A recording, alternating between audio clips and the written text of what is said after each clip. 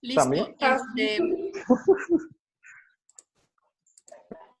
Las actividades que se les dejaban, bueno, que les dejaba para literatura antes de las vacaciones, tenían que ver con cuestiones del modernismo. Pero es necesario que lo chequemos acá para que les quede un poquito más claro. Entonces vamos a ver. Primero que nada, les digo, la dinámica de acá va a ser como en las clases, ¿no? Movimiento, características, contexto, características, cómo fue en Hispanoamérica, cómo fue en México y autores principales. Entonces estamos hablando del modernismo. Este diseño echa mucho rollo. Bueno, estamos hablando de un contexto histórico de finales del siglo XIX, ¿sale? Es una corriente literaria que surge en Hispanoamérica. Es bien curioso porque todas las corrientes que hemos visto surgen en Europa y los personajes o los autores que tienen varo se pueden ir a Europa y entonces como que copiar o ver cuál es la nueva vanguardia y traerla para acá. El modernismo no fue así. Esta corriente surge en este lado de Hispanoamérica y acá en México nos toca en la época que estaba el Porfiriato. Ese es más o menos el contexto histórico. Ahora, como recordarán, yo les pedí dentro de una de sus actividades que buscaran qué es el parnasianismo y qué es el simbolismo. Este movimiento se forma o se basa en dos movimientos que son franceses. Uno es el parnasianismo. Los parnasianistas buscaban justamente que fuera una poesía que describa, que narre, que sea universal, que sea temporal y que sea impersonal. ¿Qué quiere decir esto? Si se acordarán, en los otros movimientos literarios, la poesía como que te dejaba mucho a la imaginación. Es decir, tú lo leías y te costaba entender un poquito a qué o a quién se refería. Los parnasianistas buscan que narren más para que yo te entienda exactamente de qué contexto.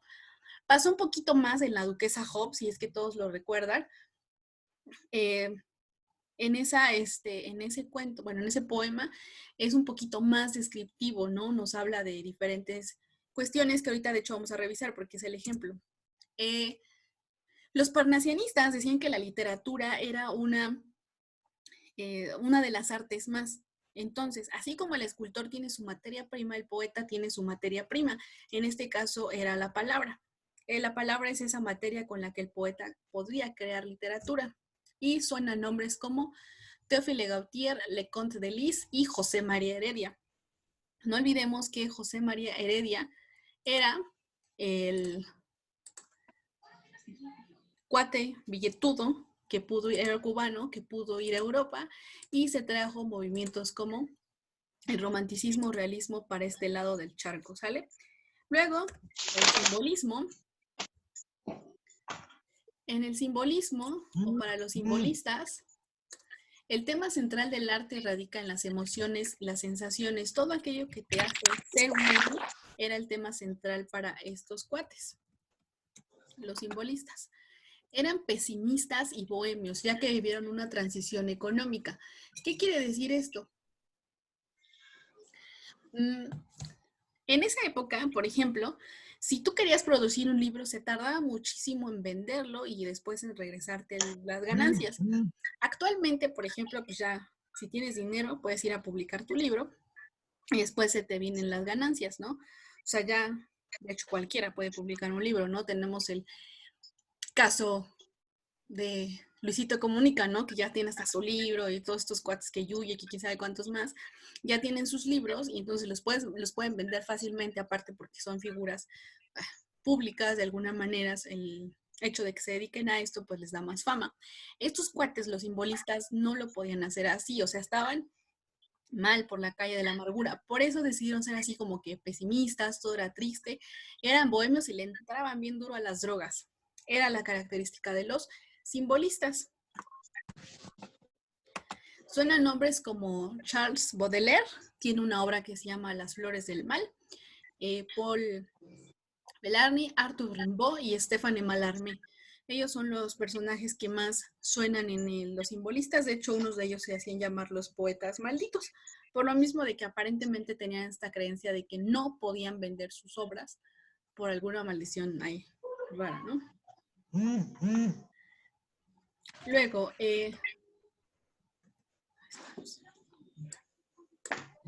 ahora bien, ¿qué características tiene esta literatura modernista? Ya vamos rápido con las características. ¿Dónde surge? Primero surge en Nicaragua. No sé si le suena el nombre de Rubén Darío. Rubén Darío es uno de los principales. En Cuba también, luego siguió a Colombia, luego llegó acá a México, luego en Chile y en Argentina, aunque después llegó al resto de Hispanoamérica. O sea, en general fue acá, recuerden, Nicaragua, Cuba, Colombia, México. Esta literatura es muy subjetiva. Hay algo que se llama subjetivismo. ¿Qué significa esto? Rubén Darío tiene una frase así bien de esta onda de adolescentes, ¿no? De libros de superación, ¿no? Sé tú mismo, esa es la regla. A partir de eso ellos se regían. Sé tú mismo, esa es la regla. A eso se refiere el ser subjetivo. Es decir, todo tiene que surgir de esta conciencia personal, ¿no? O sea, tienes que encontrar tu estilo propio. Entonces, si Cristal tiene un estilo, Roberto tiene otro estilo, Alondra uno más, Alfredo tiene otro, Sari tiene uno más y Lucero tiene otro, cada uno entonces tiene que encontrar ese estilo y tiene que encontrar esa esencia para que puedas escribir. ¿Sale? A eso se trata el subjetivismo. Debe ser original y novedoso por sobre todas las cosas. ¿Qué significa esto? Que lo nuevo es ley. O sea, a fuerza debes de ser original y debes de tener cosas nuevas. No me vengas, perdón, siempre con lo mismo. Tráeme cosas nuevas, por eso eres moderno. Ahora, debes de tener temas que sean universales, que sean modernos. ¿Qué es lo que se busca aquí? Que entonces haya una literatura extranjerizante.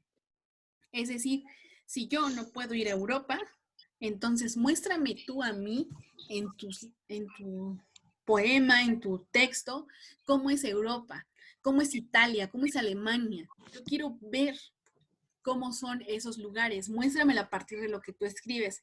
Y por último, hay una transformación profunda del español en la poesía.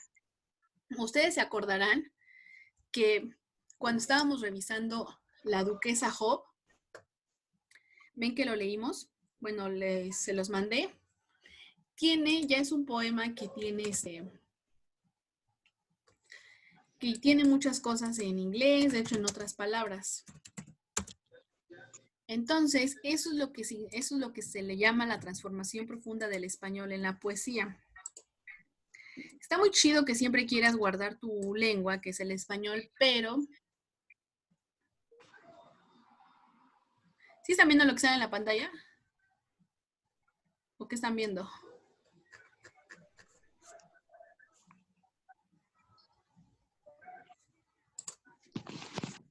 Lo de las características.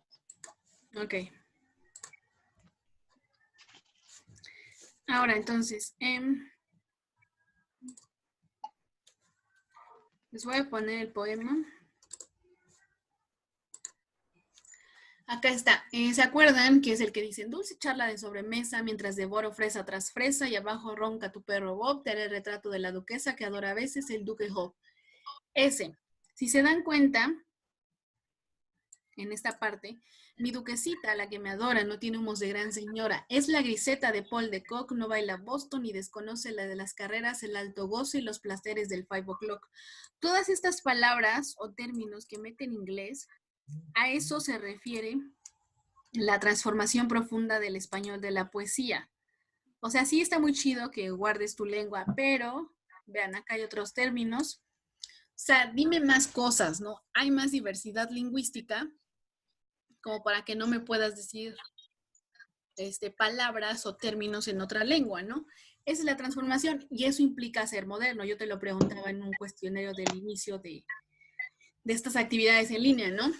¿Qué es ser moderno para ti? ¿Qué hay de moderno en Puebla, por ejemplo? ¿Qué hay de moderno en tu salón ahí en el Alabama, no?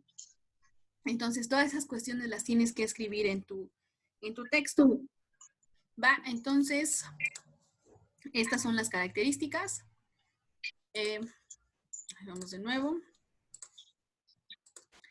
Acuérdense, Nicaragua, Cuba y Colombia, ahí surge México. Sé tú mismo, esa es la regla. Busca tu esencia para que me puedas escribir algo. Por ley debes de ser original y me debes de traer temas nuevos, que hablen sobre todo de cuestiones del extranjero y si es posible, háblame o méteme cuestiones o palabras en otras lenguas. Ya no quiero saber solo español. Infórmame qué otras lenguas hay. ¿Sale? Y bueno, ya para terminar con esta introducción al modernismo, es necesario que sepan que hay 2 etapas. La primera etapa corre de 1882 a 1896. ¿Qué pasa en esta etapa? Los autores buscan tener un estilo propio, ¿no? Es decir, ok, somos modernos, va, está muy cool, pero ¿qué? ¿Cuál va a ser nuestro estilo? ¿Cómo nos vamos a definir?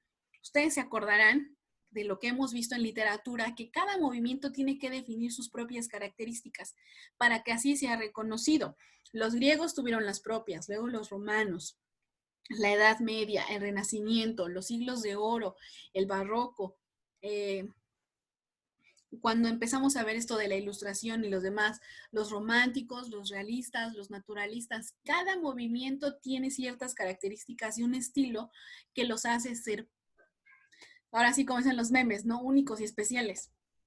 Eso es lo que se busca. Entonces, en esta primera etapa, buscan entonces conseguir ese estilo propio. La segunda etapa, que va de 1896 a 1920, ya tienen una escritura más madura y más,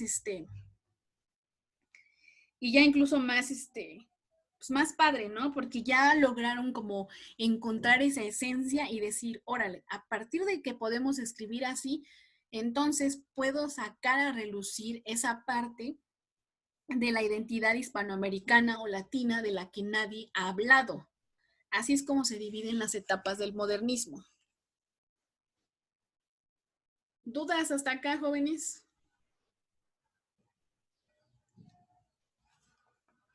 ¿Vamos bien? ¿Alguna duda, alguna pregunta? ¿Algo que quieran comentar? ¿Alguien tiene una duda, niños? ¿No? Dice Roberto que todo bien. Bueno. No, todo bien. ¿Todo bien? No. Sí. Todo bien. Muy bien, niños. Entonces, déjenme encuentro su otra. Acá está. Ay, Dios.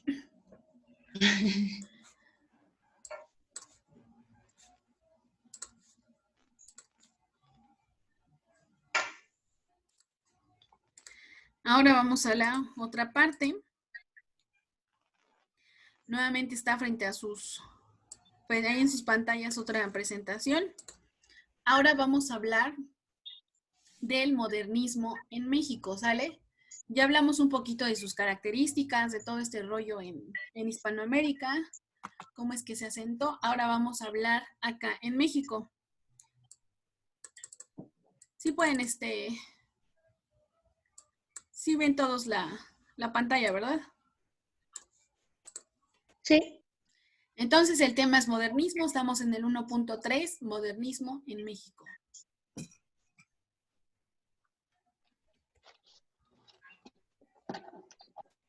Si recuerdan, yo siempre les he dicho que los movimientos se van a establecer a partir de que una persona tiene dinero y nos puede traer cosas nuevas y a partir de establecer sus reglas, sus estilos. En este caso, surge la revista Azul en 1894 a 1896. Es una revista que les permite a los modernos darse a conocer. Empiezan ahí. Posteriormente, esa revista pasa a llamarse Revista Moderna. Ya esta nueva época es de 1898 a 1903. En estas revistas es donde se asientan los modernistas, pero no solo los poetas, sino también los artistas plásticos, los caricaturistas, todo lo que se puede hacer, lo que se puede llamar arte.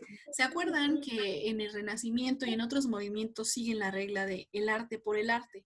Los modernistas la vuelven a retomar. Ahora bien, la figura del primer modernismo en México, así el modernista por excelencia acá es justamente Manuel Gutiérrez Nájera, el autor de La Duquesa Job. Lo que cuenta La Duquesa Job es bien cierto, no me va a dar tiempo de contarles el chisme porque dura solo 40 minutos la grabación, entonces lo dejamos para el ratito, pero sí es una historia que pasó. Estos poetas modernistas escriben para una minoría, sobre todo se sacaban sus artículos en el periódico.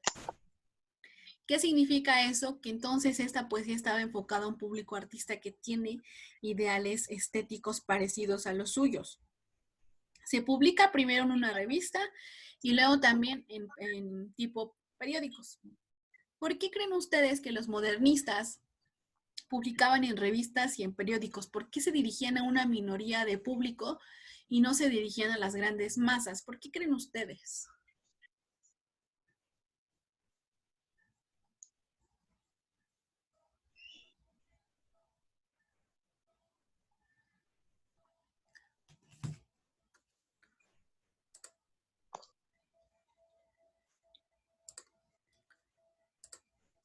Sari, ¿por qué crees que los poetas modernistas escriben para una minoría y por qué no se iban a las grandes masas? Porque, a ver. Ay, adiós.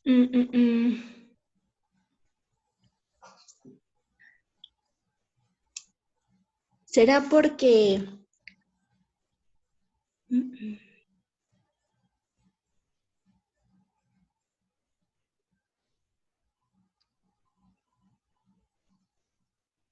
Lucero, ¿quieres participar? Mis es también sobre el libro que leímos, ¿no? De que supuestamente, también aparte de que los juzgaban y les tenían como que vigilados, y aparte de que también tenían como que sus propias sectas, bueno, eran sus grupitos. Ajá. Sí, justo eso, Lucero. Sí, también espero que estén siguiendo la lectura de los detectives salvajes, porque tiene mucha relación, por eso los puse en este semestre. No, olvídalo. Tiene mucha relación con esta época, con el modernismo, ¿no? Los vicerrealistas representan a los estridentistas, pero sí, tiene toda la... Es por eso, gracias, Lucero, sí, justo por eso, porque de hecho hasta decían, ¿no? Nos tachan de ser homosexuales y no sé cuánto rollo tiene, ¿no? Pero sí, es eso. ¿Qué nombres suenan de modernistas? Bernardo Couto Castillo, Amado Nermo, José Juan Tablada, a él no hay que perderlo de vista, y Julio Ruelas. Julio Ruelas es un personaje que, bueno, era un ilustrador de la revista Moderna. De hecho, les voy a enseñar el dibujo que estuvo un tiempo en esa revista. Igual, si quieren, luego les paso la presentación para que ahorita. Esta es un autorretrato y es de Julio Ruelas. Estuvo mucho tiempo ilustrando la revista Moderna, es La Crítica, y lo hizo en 1906. Este es Julio Ruelas, les digo, es un autorretrato. Y bueno, sí está muy padre, ¿no? Es una de las cosas que... Por eso me gusta mucho este tema, porque justo a través de las pinturas se pueden explicar muchísimas cosas, ¿no? Como el autorretrato de este personaje, cómo es que lo pintan, ¿no? O sea, como que sí te da mucho, bueno, al menos para mí. En fin, vámonos a lo que sigue. Acá en México, el modernismo de alguna manera llegó a su fin de manera simbólica con un poema, un poeta y luego con un compositor.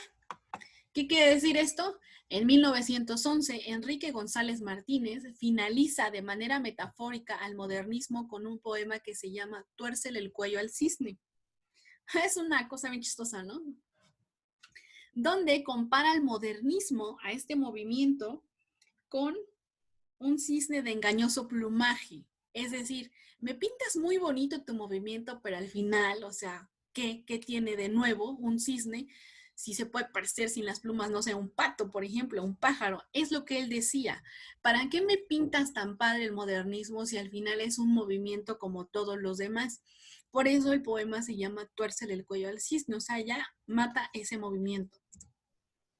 El último poeta moderno fue Ramón López Velarde, aquel que escribió Suave Patria. No sé si identifiquen ese poema. Y está bien chistoso esta cuestión porque dicen que la estética o los ideales de esta poesía influye muchísimo en cuestiones populares como los boleros y las canciones de la década de los 30 en el siglo XX. Es decir, Agustín Lara, por ejemplo, todavía se deja guiar por estos cánones estéticos de los modernistas. Es algo bien, bien curioso, ¿no? Entonces, ¿vamos bien hasta acá, niños? ¿Tienen alguna duda? ¿Todo perfecto?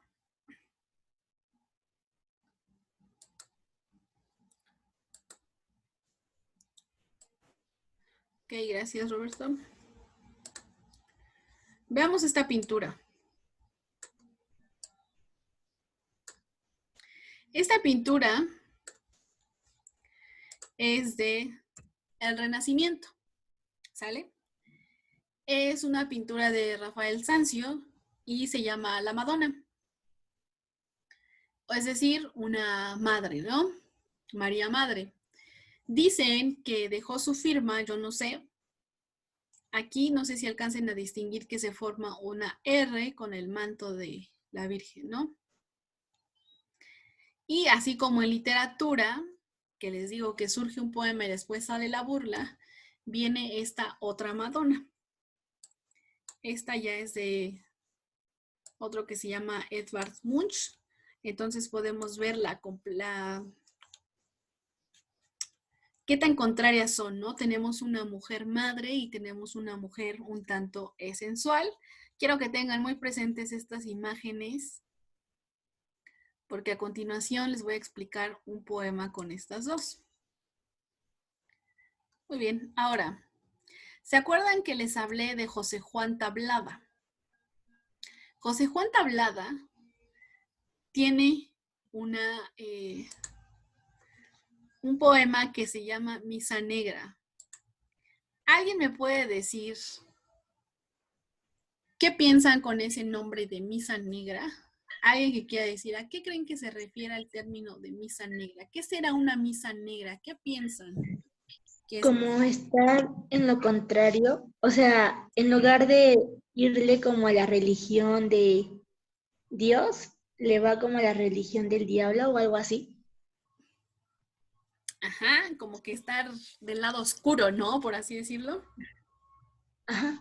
Ajá, como compararlas ambas, bueno, ambas partes, tanto la primera pintura como la segunda.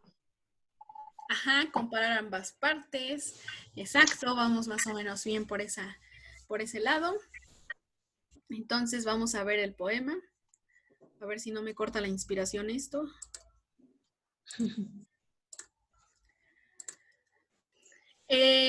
José Juan Tablada puede ir al otro lado, a Japón, y nos trae algo que se llama haikus también. Ese luego se los explico. Vamos a ver Misa Negra. Dice el texto, noche de sábado, callada está la tierra y negro el cielo, palpita en mi alma una balada de lo doloroso ritornelo.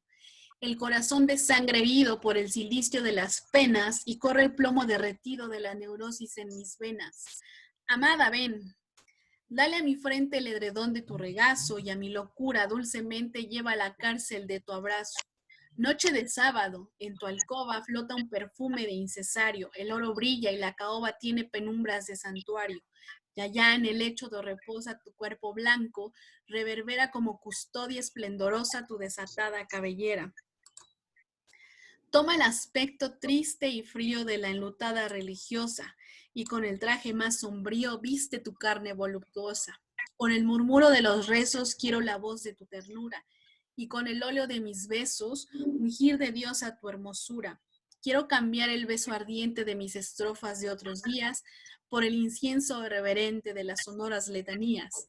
Quiero en las gradas de tu lecho doblar temblando la rodilla y hacer el ara de tu pecho y de tu alcoba la capilla y celebrar ferviente y mudo sobre tu cuerpo seductor, lleno de esencias y desnudo, la misa negra de mi amor. ¿Qué les pareció el poema? Quiero escucharlos. Pues sí, es como esa parte, ¿no? O sea, uno cuando habla como de una misa piensa que es todo bien, todo religioso, pero pues aquí es como lo contrario, lo de atrás de la vuelta, las cosas que no te platican quizás. ¿Alguien más que nos pueda compartir qué le pareció el... A ver, Roberto.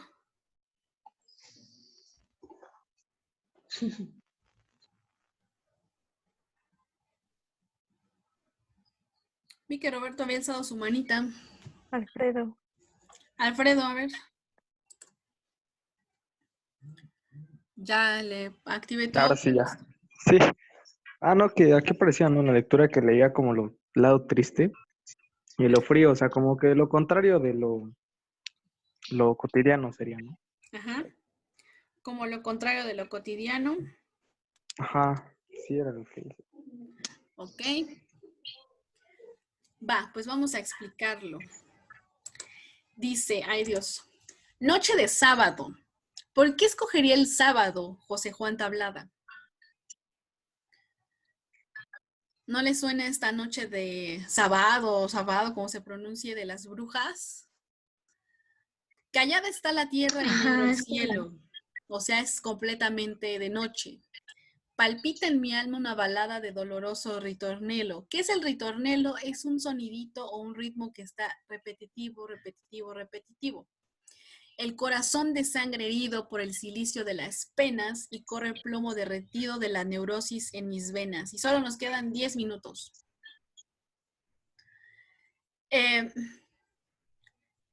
Ese plomo, ¿qué es una neurosis? A ver, rápido, vamos a ver qué es una neurosis.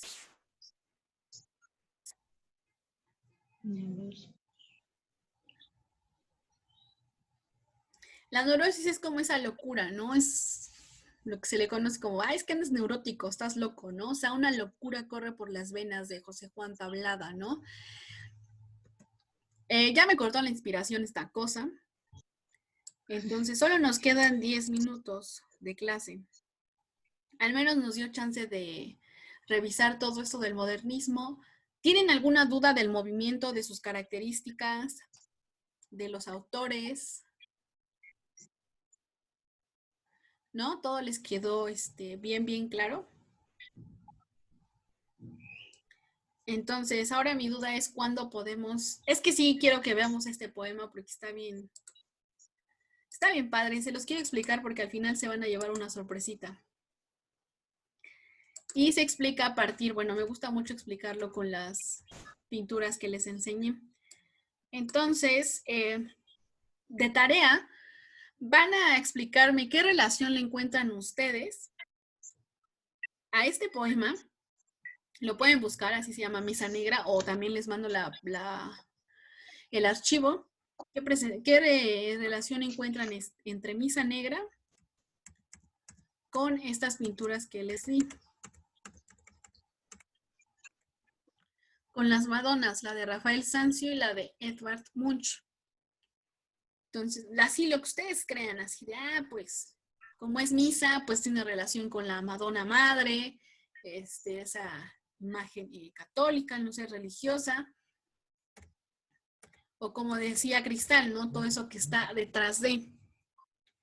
Entonces, cada uno me va a escribir en su libreta justamente cuál es la relación. Y mañana, no, sí tenemos literatura. Mañana les explico, porque si no quiero que se pierda este poema porque está muy padre y se van a llevar una sorpresa. Bueno, chicos, así hasta acá la dejamos. Gracias por su valioso tiempo.